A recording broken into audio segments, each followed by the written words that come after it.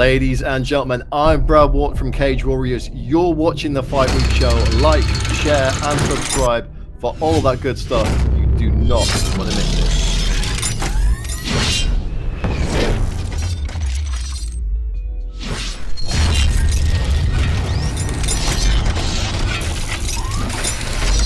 Hello, Fight Week Show fans, Fight Week Show people, and look who we have in the house over here. We have Kevin Snakes Pretorius. How you doing, my brother? How's it, my friend? Good and yourself? Good. Oh, I'm good, man. I'm good. Thank you so much for jumping in and pulling up on our platform. I've been speaking to you behind the scenes for a minute now, and we actually wanted to do this before your last fight, which was on the EFC 101 card, which we're going to touch on that later. But we thought, you know what, let's hold off till you've had that fight, get that fight out of the way, and then we're going to come on the platform and, have a chat with you. So how's everything feeling since then? The dust is settled down. How are you feeling since then? Everything good? No, good. I just want to thank you for having me on the show. And, we chatted before, and I spoke to you that I said I was going to get that W, and we were going to chat about it afterwards. So yeah, thank God I got that W. Eh? Thank God you got that W, man, and it was a fantastic fight. But let's go back. Let's go back a little bit before we talk about that fight. There, you had your amateur debut in 2021 with a fantastic result. What were your feelings and expectations coming into the fight, and what was the moment surrounding the fight that really sticks with you when it comes to the build-up, maybe the opponent that you were fighting? What sticks in your mind throughout just getting ready for your amateur debut? Yeah, just to get in there, have obviously as an amateur you'd like to get as many fights as you can, build up some experience and just get comfortable inside the cage. So I was just looking to enjoy myself, and obviously, like, making your debut, it's a whole lot of nerves, but I think I did pretty well. Yeah, I mean, you did well with the fantastic result, but you've since then made your professional debut in 2022 at EFC 93. That was your first professional fight, and again. You finished in spectacular fashion, first round finish, and that was followed very quickly by another finish in the EFC 101 this time, earlier this month, and I'm picking up this habit. You do love finishing fights early. You like to get them out of the way. Like, how does that make you feel, getting in there and just imposing your will on your opponent to the point where they don't want to be in there with you no more in the first round? Yeah, no, it's really good. Like, I make a joke sometimes with family and friends. I say they don't pay me overtime, you want to get in and get out. Yeah, that's true. But definitely, like, I've spoken to my coach Chris, and we don't mind going the distance. We work really hard on our gas tank. We know we can go 3 rounds, 5 rounds, doesn't matter. Even if you can get to the later rounds, like, you can gas them and work them, and you can play around where you want to play around. So we don't mind going short or long rounds. Yeah, man. You're a very, very exciting fighter. I've gone back and looked at your fights, the one that I didn't see before, and obviously I supported the card that you was on. EFC 101. I did buy that card over here in the UK, and we also got another friend of the show that we're going to talk about later. That was in the main event, but the success that you're having at the fast rate that you're having it's incredible. It's incredible. And what do you attribute to all of that? What do I attribute? Yeah, what do you attribute to the success that you're having? Because it's an incredible success rate that you're having in the cage. What what do you attribute to it? What makes it tick? What makes it happen? I believe I work tremendously hard, as well as everyone in my team at Tesla. We don't pride ourselves on having God-given talent. You know, like we grind and we work, and we go through the drills. We do the hard work, so that when you're inside there, you know, it definitely pays off. So I don't believe I have any talent. I just work hard. Your hard work definitely shows in your performances. You could say it's clear as day. Africa has, I mean, specifically South Africa. You know, let's not beat around the bush here. You know, the way that you guys are exploding onto the scene, especially onto the fight scene, is been kind of crazy over the last few years. And you know, they keep talking about UFC Africa. In your mind, where do you think is best placed? Because I've had this conversation with a few people, and I think it's South Africa, but I want to get your take, your perspective. Where do you think is best placed for somewhere like UFC Africa, especially with, you know, people like Dricos and Cameron Simon carrying the flag over there for you, for South Africa, you know, on the international scene? Where do you think, you know, UFC Africa is best placed? Yeah, definitely. As you mentioned, Dricos and Cameron flying the flag high. I know we've had a couple South Africans in there as well, such as Don Madge and JP Bates. I know Don Madge isn't an active UFC fighter anymore. But I mean, Dricos is flying the flag sky high for us.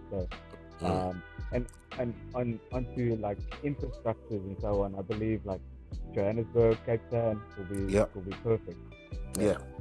I mean, you're absolutely spot on, because you guys already, for me, you know, the biggest MMA promotion out of Africa is definitely EFC, and I think the infrastructure is there, the setup is there to just for UFC to really turn up in Africa and do the event over there. I know they're talking about Nigeria, and I'm from Nigeria. I'm Nigerian, and you know, I could be sat here and say, yeah, you know, it should be in Nigeria, but let's face it, the infrastructure is not really there in Nigeria like it is in South Africa, ready to go.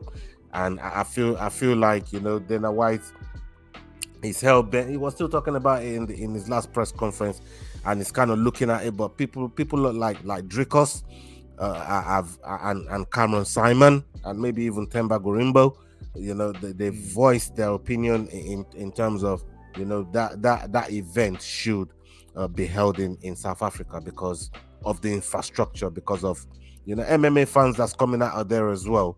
MMA is so big in South Africa right now. Definitely. I believe as a promotion, if Dana's looking to make some cash, we'll definitely be able to support the event and have a quality event like he's used to. And it will, I think South Africans get behind each other. I think they'll sell out the stadium. Yeah, you're absolutely right. I think they'll sell out as well. I truly believe that. And you know what? Who knows? You know, that might even give some of you guys that's not even had an opportunity to fight under a UFC promotion. Maybe it might give some of you guys a chance of, you know, taking some of the prelim spots, maybe some of the early prelim stuff, but fighting under that banner, fighting under UFC Africa, and I think it'd be fantastic. And they got more than enough fighters from Africa, anyways, to come and make that card. I wanted to talk about the people, you know, some of the people that we're just talking about in terms of the representation and the paving of the way that they've had for you. We've got the Mate Pena that just won the belt at UAE very recently. Yako Duplessis went over there, you know, representing you guys as well. Dricos is over here in the UFC. We have Cameron Simon Themba Gorimbo, like I mentioned earlier on. There's so many of you guys making waves. Have you had a chance to train with any of these guys at all? Have you been in the gym? Have you crossed paths with any of these guys that I've just mentioned, or is this something that you're looking to do down the line? Yeah, definitely. I've crossed paths with Themba. I've crossed paths with the March. We actually now recently, before the fight, I was at the gym, did a session over there.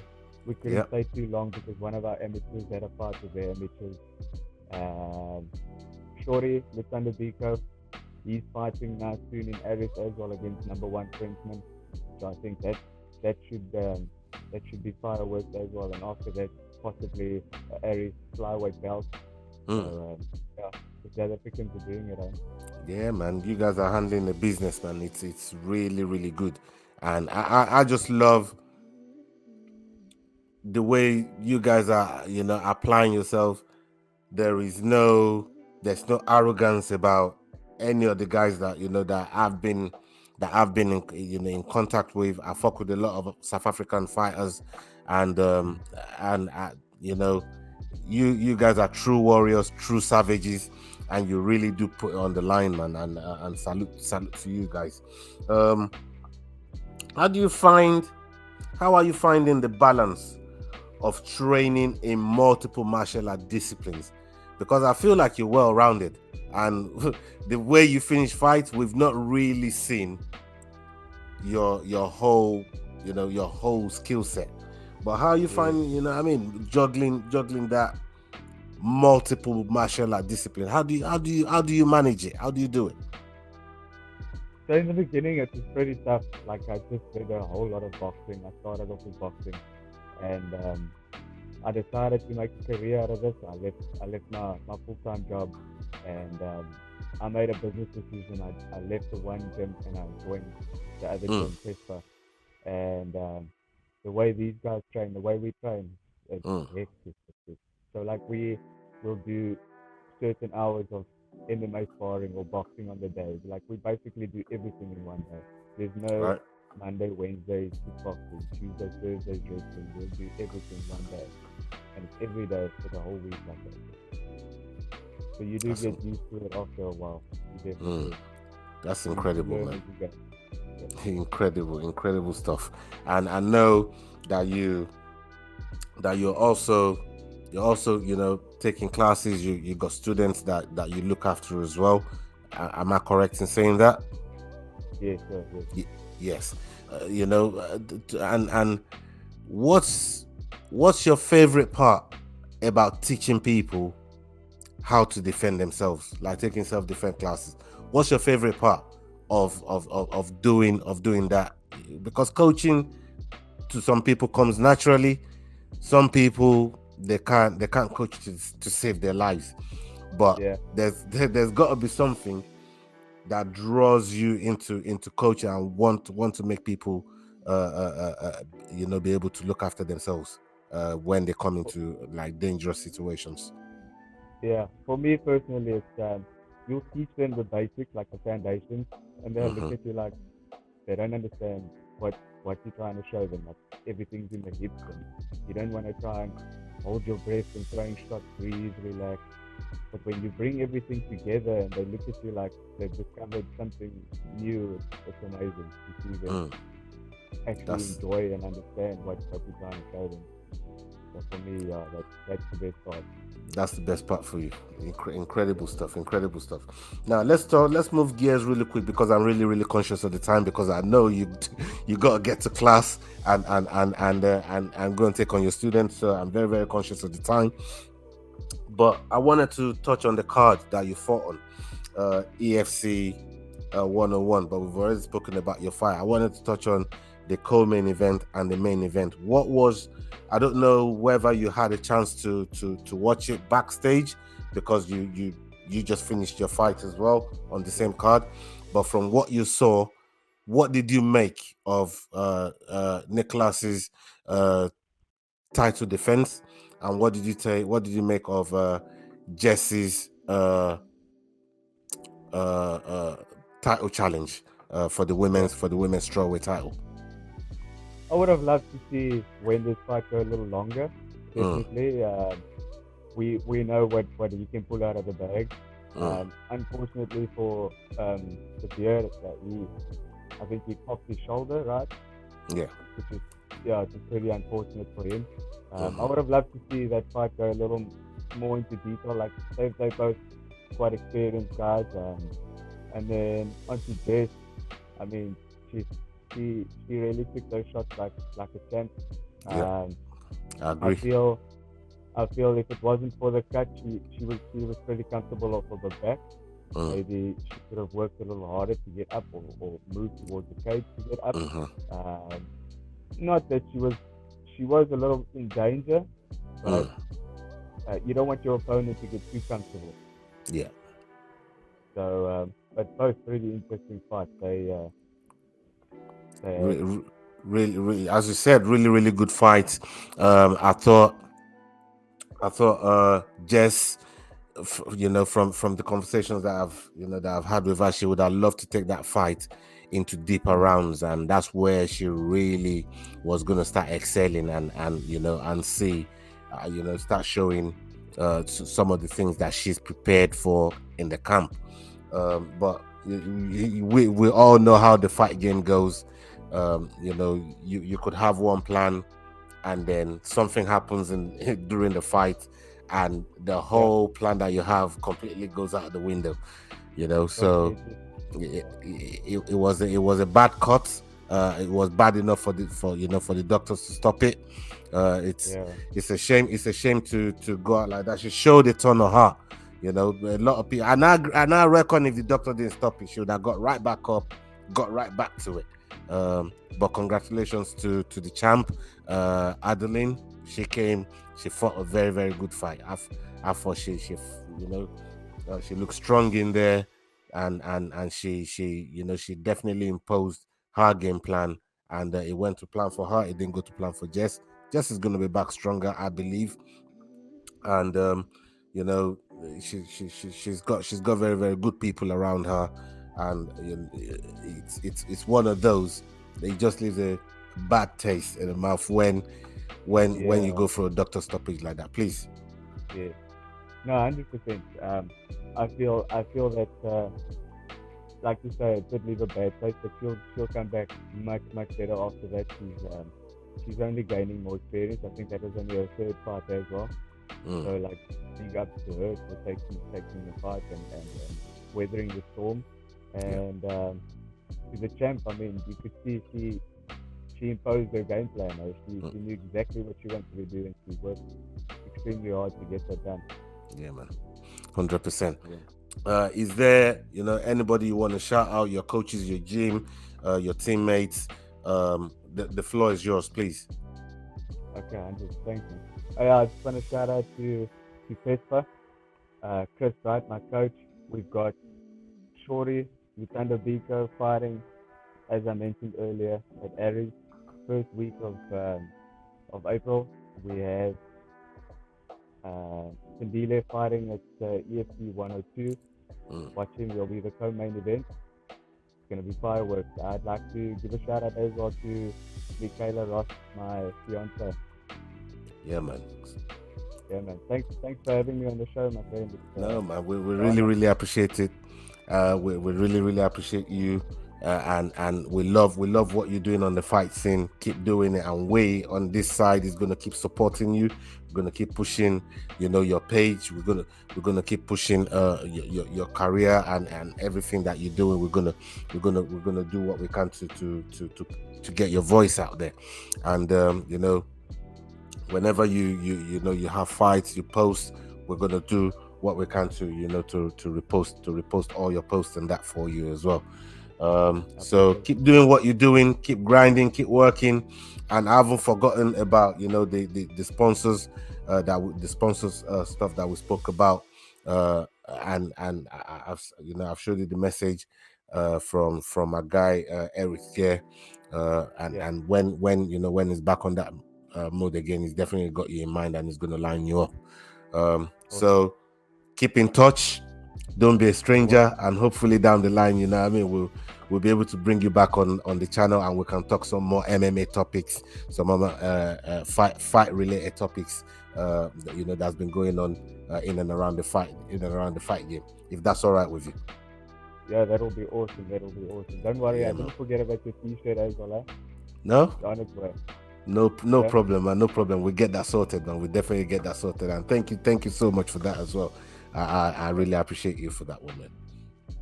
And people, we have come to the end of the show. This has been Kevin Snakes Pretorius, and he's been the EFC lightweight, and he's going straight to the top. And up onto the next video. Hasta la vista, people. We're out. Hey guys, this is John Anik from the UFC. You're watching the Fight Week Show. Please subscribe. Not now, but right now. Subscribe to the Fight Week Show. We'll see you guys on the road soon.